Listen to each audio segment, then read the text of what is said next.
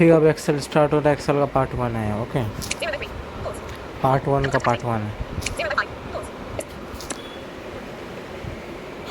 Marksheet, report card, balance sheet याद रखना। अब एक्सेल क्या होता है, जैसे माइक्रोसॉफ्ट वर्ड में हम लोग देखा टेबल एंड रोज, तो माइक्रोसॉफ्ट वर्ड में वो ज़्यादा से ज़्यादा अपन 10-15 टेबल ही कर सकते हैं, है ना। 10 टेबल मतलब 10-12 कॉलम्स, है ना। उससे ज़्यादा नहीं कर सकते वर्ड, क्योंकि वो उतना उसके औकात ही नहीं है, ठीक है।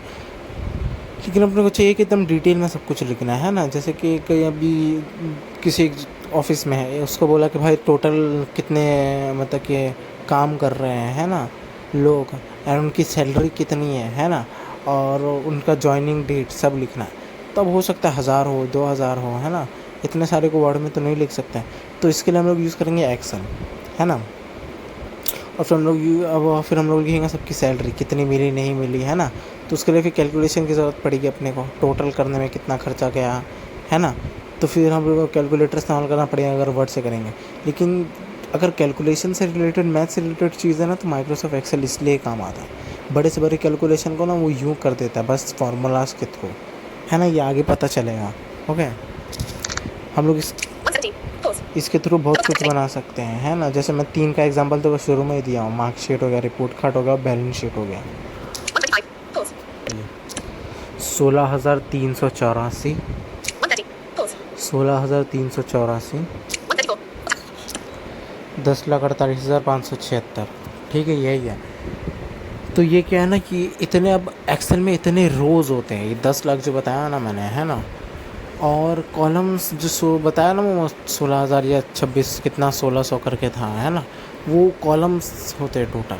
अब कैसे वर्ड में ब्लैंक शीट होता था, है ना, ब्लैंक होता था जिसको डॉक्यूमेंट 1 2, लेकिन ना इसके अंदर शीट से पता चलता है, शीट 1, शीट 2, शीट 3, है ना। ये पूरा शीट ही कॉलम रहता है, इसमें पूरा कॉलम ही रोज़ रोज़, ऐसा ब्लैंक तेरे को कुछ देखने ही नहीं मिलेगा इसके अंदर।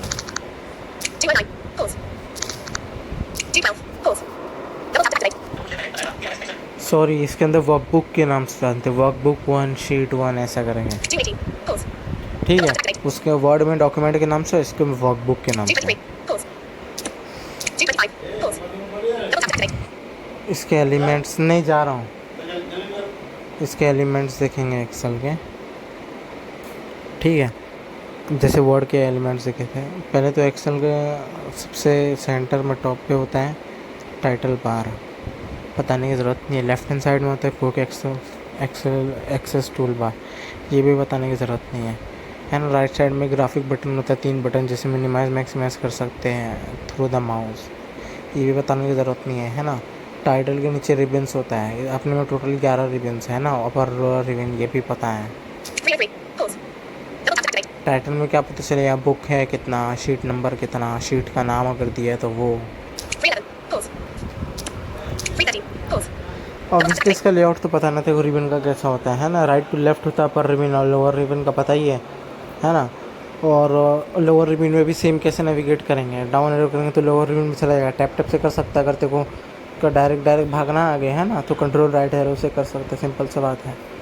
ये लेआउट है, बाकी एक्सप्लोर तो खुद करना पड़ेगा। क्या इसमें तो बहुत सारा प्रो टैब, इंसर्ट टैब, बहुत से टैब सेम ही है इसके अंदर, ठीक है। पुराने वर्जन में 8 होते थे, अभी 11 है टोटल, ठीक है, अपर रिबन्स।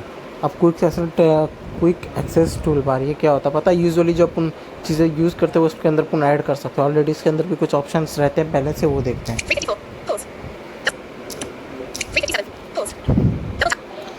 अब पहले एक्सेल में क्या होता था ना कि अपने को एक ही वर्कबुक में ना 3 शीट मिलता था, बट अब ऐसा नहीं होता। अब एक वर्कबुक में ना एक ही शीट मिलता है। मतलब पहले बिना क्रिएट के 3 शीट रहता था ऑलरेडी, लेकिन अब एक ही रहता है। अगर चाहिए तो तू क्रिएट कर सकता है, ओके, वर्कशीट को। और वर्कशीट पर नेविगेट कैसे करेंगे, कंट्रोल पेज डाउन से। स्टेटस बार तेरे को पता ही है किधर होता है ना, राइट हैंड साइड में डाउन एकदम नीचे कॉर्नर में, जो कि इंसर्ट पेज डाउन से चेक करेंगे। और जाएंगे कैसे स्टेटस बार पे, F6 के थ्रू, है ना। अब टूल बार का उसने बताया ऑप्शन, लेकिन बस वो ऑप्शन पे जाते कैसे वो बताया, उसके अंदर क्या ऑप्शन उतना डिस्क्राइब नहीं किया उसने। तो वही अपर रिबन में आना, ऑल्ट से ही इसमें रिबन खुलता है, ठीक है।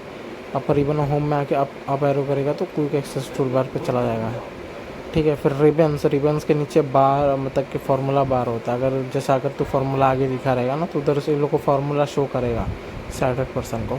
हम लोग भी कर सकते हैं शो वो आगे पता चलेगा अपने को। उसके नीचे होता है बुक, ठीक है, वही एरिया लिखने वाला, टेबल वगैरह वगैरह, बस यही था। ठीक है, ठीक है। अब सेल्स देखते हैं हम लोग। जैसे ये वर्कबुक खोलते हैं, वर्कबुक इसका नाम क्यों है एक्सेल में, वर्कबुक क्यों बोलते हैं, है ना, वर्ड में तो डॉक्यूमेंट बोलते थे। तो क्या होता है, यूजुअली जो वर्कबुक होता है ना वो टेक्स्ट बुक से बड़ा होता है ना, तो टेक्स्ट बुक स्कूल में होता था अपने, है ना। तो जो वर्कबुक होता है ना वो नॉर्मली बड़ा होता है टेक्स्ट बुक से।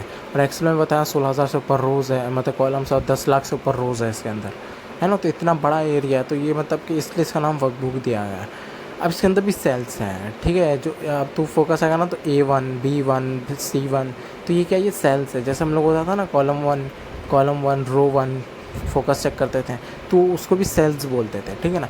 ये A1 सेल्स है। अब क्या इसमें ना कॉलम तो बहुत ज़्यादा है, जो ये अल्फ़ाबेट नंबर, ये जो अल्फ़ाबेटिकल से है ना, ये अल्फ़ाबेट ABCD से लेके Z तक ये कॉलम शो कर रहा है, और जो नंबर है ना 1 2 3 4 ये रोज शो कर रहा है, ठीक है ना। अब तू A1 पे तू राइट एरो करता रहेगा ना तो चेंज होगा, मतलब कि कॉलम चेंज होंगे, A1 B1 C1 D1 C1, है ना, E1 F1 G1। अब तू डाउन एरो करेगा तो तू नीचे जाएगा। अब तू समझ A1 पे तू डाउन एरो कर रहा है तो A2 A3 A4 A5 A6 A7 A9 A10 ऐसा जाएगा। और समझ तू A10 पे, फिर तू राइट एरो कर रहा है तो तू B10 पे चलाएगा, फिर राइट एरो तो तू C10 पे। ऑब्वियसली तेरे को पता है कैसे नेविगेट करना है इसके ऊपर, ठीक है।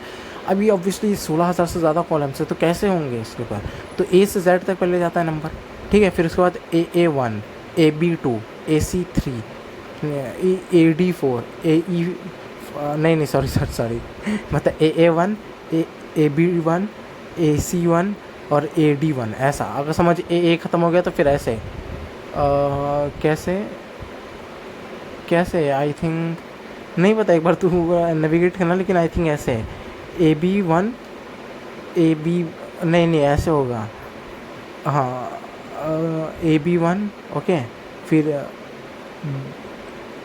ABB2 1 ABC1 ABD1 ऐसा करके नेविगेट करके तो देख सकता है। अब तो कॉलम के शुरू में जाना ना तो कंट्रोल होम करेगा, ठीक है। एंड में जाना तो कंट्रोल एंड से आई थिंक नहीं जा रहा है, लेकिन एक बार देखना क्या होता है। तो तू कंट्रोल राइट एरो से जाएगा तो कॉलम के एंड में, ठीक है। कंट्रोल डाउन से जाएगा तो रोज़ के एंड में, ठीक है। और समझ अब तेरा तू A10 पे, तेरे को डायरेक्ट A1 पे जाना है तो कैसे जाएगा, कंट्रोल अप एरो करेगा तो डायरेक्ट तू उसी रो के टॉप ऑफ द कॉलम पहुंच जाएगा। अगर समझ तू C10 पे और तू फिर कंट्रोल अप एरो कर रहा तो तू डायरेक्ट C1 पे पहुंच जाएगा, ठीक है। ये चीज़ ध्यान रखना, ओके। और कंट्रोल राइट एरो से क्या होगा, आप समझ तू C10 पे, अब तो कंट्रोल लेफ्ट एरो करेगा तो क्या होगा, ये डायरेक्ट A10 पे चला जाएगा, ठीक है ना। ये चीज़ ध्यान रखना।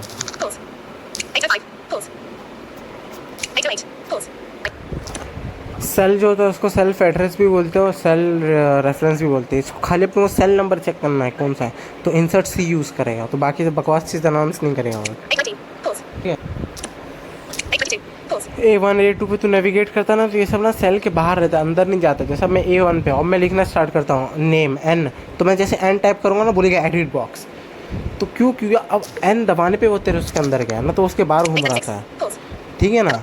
वैसे आप समझ तूने लिख दिया मतलब नेम, फिर तू एंटर करेगा तो एंटर करने से तो नेक्स्ट लाइन पे जाता, मतलब नेक्स्ट रो पे जाएगा। मतलब A1 से कर रहा तो A2 पे, वैसे एंटर करेगा तो A3 पे, लेकिन अपने को चाहिए कि नहीं A2 पे नहीं जाए, B1 पे जाए। तो A1 पे तू समझ तूने टाइप कर लिया नेम, अब तू डायरेक्ट टाइप कर तो B1 पे चला जाएगा। B1 पे तो लिख लिया क्लास, फिर टाइप कर तो C1 पे चला जाएगा। अब दूसरा तरीका क्या, तो A1 पे तूने लिख दिया नेम, अब तू राइट एरो कर दे तो B1 पे चला जाएगा, लिख दिया क्लास, फिर राइट एरो कर दे तो C1 पे चला जाएगा, ठीक है। दोनों से तू यूज़ कर सकता है, ओके। अब देख एंटर करने से क्या होता है, A1 पे नेम लिखा है, एंटर करने से चला गया A2 पे, है ना। अब एक दूसरा तरीका ये आगे बताएंगे, लेकिन शुरू में बता दो तो काम आ जाएगा, ठीक है। कंट्रोल एंटर, अब तू A पे नेम लिख दे, फिर कंट्रोल एंटर किया, कंट्रोल एंटर से क्या हुआ, जो लिखा हुआ डेटा है ना वो एक्सेप्ट हो चुका है, लेकिन अपना नेक्स्ट रो में नहीं गया, उसी रो में फोकस है, मतलब उसी कॉलम में फोकस है, ना कि नेक्स्ट रो में। एंटर करने से नेक्स्ट रो पे चला जाता है फोकस, है ना, लेकिन कंट्रोल एंटर करने से नहीं जाता, मतलब A1 पे ही रहेगा, तो ठीक है।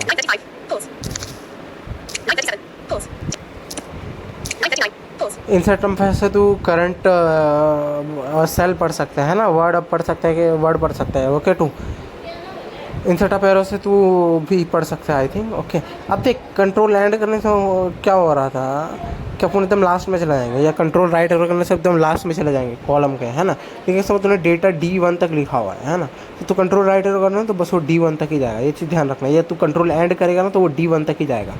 ओके, अब समझ तूने A1 से A10 तक लिखा, तो कंट्रोल डाउन एरो कर रहा है, तो क्या होगा ना इससे, तो बस वो A10 तक ही जाएगा जहाँ तक तूने डेटा लिखा। अगर डेटा नहीं लिखा तब वो एंड में जाएगा, अगर डेटा लिखा तो क्यों एंड में जाएगा, बस वो जो तेरे डेटा लिखा है ना उसी के एंड में जाएगा, ना कि टेबल के एंड में जाएगा वो। क्योंकि बताया मैं टेबल में हज़ारों रो और मतलब लाखों कॉलम्स है, मतलब हज़ारों कॉलम्स और लाखों रो। करंट वर्ड को पढ़ने के लिए नंबर 5 यूज़ कर सकते हो, और वर्ड से ज़्यादा कुछ लिखा हुआ है ना 2 3 4, तो इंसर्ट नंबर 5 यूज़ कर सकता है तू। अब क्या होगा, जैसे कि अब तू गया समझ, तू मतलब मैं नेम लिखा हूँ, मैंने रमेश लिखा हूँ, अब मैं नेम से रमेश पे चला गया, अभी मैं गलती से ए लिख दिया तो रमेश रिमूव हो जाएगा। अभी एक्सेल में क्या सीन है ना कि अगर तू किसी भी कॉलम पे चाहे तो कैसे भी नेविगेट कर रहा है, टैब से, राइट एरो से, अप एरो से, वो सेल ना सेलेक्ट रहेगा हमेशा। आप समझ तो A1 से B1 पे गया है ना, B1 पे तेरा क्लास लिखा हुआ है, तो B1 पे तू गया तो वो क्लास सेलेक्ट रहेगा, ये चीज़ ध्यान रखना तेरे को। अगर तू C1 पे गया उस पर कोई डेटा लिखा तो वो ऑटोमेटिक सेलेक्ट रहेगा, तो वो करने की ज़रूरत नहीं पड़ेगी, ठीक है। अब क्या सीन है, जैसे हम लोग समझ कुछ लिख रहे हैं, लिखते लिखते अब एंटर करेंगे तभी एक्सेप्ट होगा ना डेटा। आप अपने को चाहिए कि नहीं, जो लिखे वो नहीं चाहिए तो स्केप कर, तो बाहर आ जाएगा सेंस से। एक बार ना तो एक्सेल का एक्सटेंशन देखना क्या है, जैसे वर्ड का डॉट डॉक्स रहता है ना, एक्सेल का एक बार चेक करना, ठीक है। एक्सेल में एज अ टेक्स्ट भी यूज़ कर सकते हैं, एज अ नंबर और एज अ फार्मूला, और भी है आगे, वो बाद में देखेंगे, ठीक है। ये 3 तरीके से यूज़ कर सकते हैं। अब अपने को चाहिए A1 पे, अपने को डायरेक्ट जाना G10 पे, तो कैसे जाएंगे वही। अब तो भाई मतलब कि राइट अप एरो करते करते जाएगा, तो या तो कंट्रोल मतलब कि direct go to dialog box use कर ले, कंट्रोल G कर, उधर बोलेगा है ना कि रेफरेंस करके डालना G10 एंटर, वो डायरेक्ट G10 पे चला जाएगा तेरा, ठीक है। एक कॉम्बो बॉक्स है, अगर तो पहले से लिखा हुआ है ना, तो को पता तूने लिख दिया था, कभी यूज़ किया था, डायरेक्ट कॉम्बो बॉक्स में जाकर ढूंढ ले, है ना। अगर नहीं लिखा, कभी तूने नहीं सर्च किया तो सर्च कर ले, ठीक है। तो पता है कॉम्बो बॉक्स क्या होता है। ऐसे तो किसी भी I10, I11, I20, I30 इस पे तो जा सकता है गो टू डायलॉग बॉक्स से, ठीक है। ये चीज़ ध्यान रखना, और ये चीज़ ध्यान रखना, अगर तूने डेटा नहीं लिखा, अगर न्यू शीट है तो तेरा फोकस A1 पे जाएगा। अगर तूने डेटा कोई लिखा हुआ, तू वर्कबुक खोल रहा है, तो ये ज़रूरी नहीं हो तेरा शुरू में जाए। अब समझ तू मतलब कि एक्सेल शीट खोल रहा है, अगर कहीं फार्मूला अप्लाई हुआ है तो वो डेटा पढ़ने के बाद है, समझ 84, तो डेटा पढ़ने के बाद बोलेगा कंटेनिंग फार्मूला या कंटेन्स फार्मूला, ठीक है। ये बात चेक करना क्या बोल रहा है, ठीक है। अगर ये तू कर रहा है तो इसका मतलब फार्मूला अप्लाई हुआ, फार्मूला के थ्रू ये नंबर्स आए हुए हैं। अगर जहाँ फार्मूला नहीं, जैसे समझ तू नेम पे गया, अब नेम पे वो डायरेक्ट नेम बोल के छोड़ देगा, कुछ नहीं पड़ेगा आगे, मतलब वहाँ फार्मूला इस्तेमाल नहीं हुआ। ऑब्वियसली फार्मूला नंबर पे इस्तेमाल होता है ना, ये तो अपने को पता है। तो अब सेलेक्ट अपने को सेल्स करना है, सेल्स सेलेक्ट करना है, तो समझ अपना A2 पे फोकस है, A2 से A5 अपने को सेलेक्ट करना है। तो कैसे करेंगे, अब A2 पे अपना फोकस है, तो A2 पे फोकस है तो मतलब A2 ऑलरेडी सेलेक्ट होगा अपना, है ना। तो शिफ्ट डाउन एरो से सेलेक्ट करते जाएगा, A3, A4, A5 सेलेक्ट कर सकते हैं, तो ठीक है, सिंपल सा है।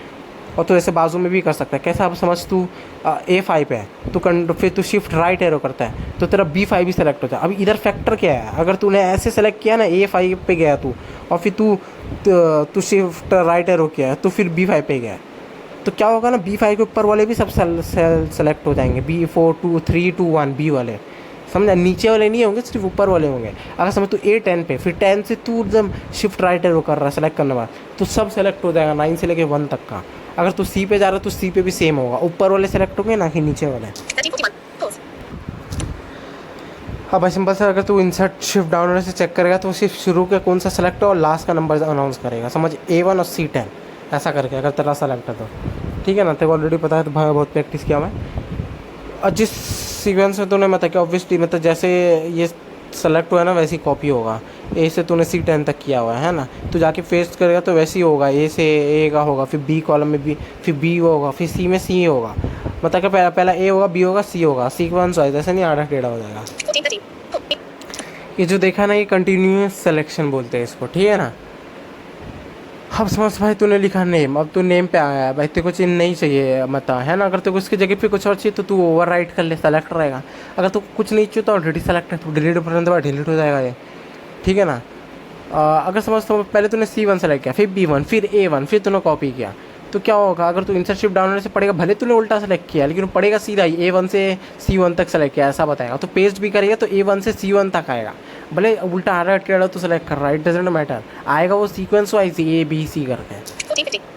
हाँ ऐसा हो सकता है, अगर तुमको C पहला चाहिए, B बाद में चाहिए, फिर A बाद में चाहिए, ये होगा, ये इससे होगा, माइक्रोसॉफ्ट ऑफिस के थ्रू होगा, ये आगे देखेंगे।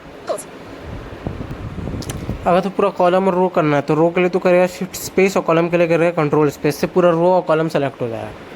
अब तो एक बार प्रैक्टिस करके देखना है ना। अब जो राइट टू लेफ्ट वाला हिस्सा है ना, इसको रो करके सेलेक्ट करवा रहा है ये, ठीक है ना, मतलब शिफ्ट स्पेस से सेलेक्ट करा रहा है, और टॉप टू बॉटम वाले को कंट्रोल स्पेस से, जिसको कॉलम के थ्रू बोल रहा है ये। एक बार प्रैक्टिस करना तो अच्छे से समझ जाएगा, है ना।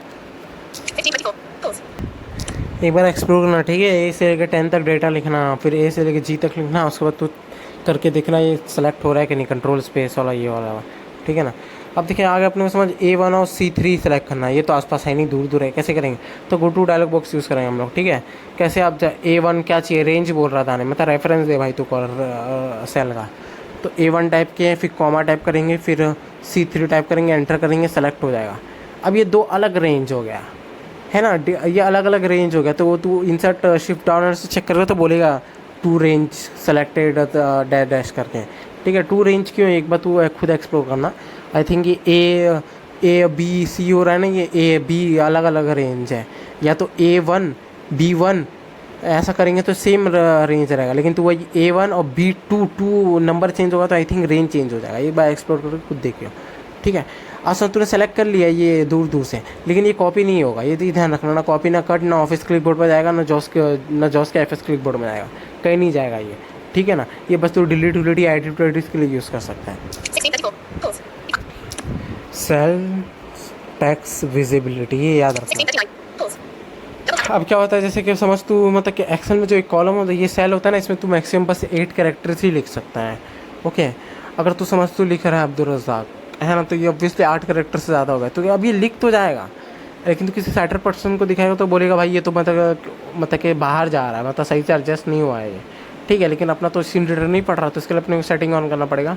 इंसर्ट भी करेंगे, जॉब्स का सर्च बॉक्स ऑन करेंगे, उधर लिखेंगे सेल विजिबिलिटी, पूरा लिखने की ज़रूरत नहीं, थोड़ा लिख के आ जाएगा। फिर डाउन करेंगे तो सेल्स टेक्स्ट विजिबिलिटी ऑफ होगा या नॉट चेक होगा, उसको चेक करिए और फिर टैप करके ओके करिए, तो फिर ये पड़ेगा ओवर राइट करके वगैरह वगैरह, तो ये ओवर राइट पड़ेगा, समझ। तो अब्दुल रज़ाक, अब तो फिर अपने को कुछ तो तरीका चाहिए, तो एक तरीका तो है वो आगे देखेंगे, ठीक है। दूसरा तरीका तो यही है कि समझ तो अब्दुल लिख दिया, अब तू उसी सेल के नेक्स्ट लाइन में तो रज़ाक लिख, ऐसे हो सकता है, ठीक है। कैसे होगा ये, तो तू अब्दुल लिख दिया, फिर तू ऑल्ट एंटर कर देना, तो नेक्स्ट लाइन में फोकस चला जाएगा उसी सेल के।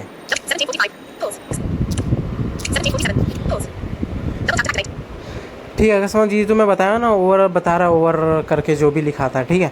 अगर A1 में लिखा हुआ है, B1 में कुछ नहीं लिखा है ना, तब बताएगा। अगर B1 में भी तो कुछ लिख दिया और फिर तेरा A1 में लिखा हुआ अब्दुल रज़ाक, तो जितना लो पढ़ सा, जितना 8 कैरेक्टर में आएगा ना, उतना ही पढ़ेगा, आगे पढ़ेगा नहीं, क्योंकि आगे B1 में ऑलरेडी लिख गया है कोई चीज़ है। उस टाइम पे क्यों पढ़ रहा था, तब आगे कुछ नहीं था, वो थोड़ा आगे फेंक दे रहा था, है ना, इसलिए पढ़ रहा था। तो ये चीज़ ध्यान रखना है। और फिर दूसरा देखेंगे गो टू डायलॉग बॉक्स में, ठीक है। हम लोग ये गो टू डायलॉग बॉक्स में क्या था कि हम लोग सर्च कर रहे थे कॉमा डाल के A3 फिर C10 वगैरह वगैरह, तो उससे क्या हो रहा था, बस A3 और C10 सेलेक्ट हो रहा था, बाकी सब नहीं सेलेक्ट हो रहा था ना। अपने को चाहिए कि A4 से C4 सब सेलेक्ट हो जाए, ऊपर वाला भी हिस्सा, तो कैसे सेलेक्ट करेंगे, कंट्रोल G करेंगे और फिर टाइप करेंगे जो से जो चाहिए टाइप करेंगे वही करेंगे, बस बीच में ना अपने को कोलन डालना है। कोलन का मतलब होता है 2, मतलब तू A5 और फिर कोलन, फिर तू डालेगा D5, तो समझेगा A5 से D5, देखो यहाँ से यहाँ तक सेलेक्ट चाहिए, ठीक है। तो आई थिंक ऊपर वाला भी सेलेक्ट हो जाएगा, एक बार तू चेक करिए, ठीक है ना। हाँ हो ही जाता है, और ये वाला कॉपी में तो अप्लाई कर सकता है, ठीक है। अब तो कुछ चाहिए कि A5 C5 और E5 भी सेलेक्ट हो, 3 रेंज सेलेक्ट हो, तो वापस से कंट्रोल G करना है, फिर तो A5 कोलन C5 फिर कॉमा E5, समझ। अब तो को H5 भी करना है, तो फिर कॉमा H5 एंटर करेगा, सब सेलेक्ट हो जाएगा। अब तो को पेस्ट वेस्ट करके तो खुद देखना पड़ेगा भाई ये कैसे हो रहा नहीं हो रहा है ना। I don't think so comma लगने के बाद कॉपी होगा, लेकिन ये कोलन लगने के बाद तो कॉपी हो रहा है, एक बार ये तो खुद ट्राई करना पड़ेगा, ठीक है। चल।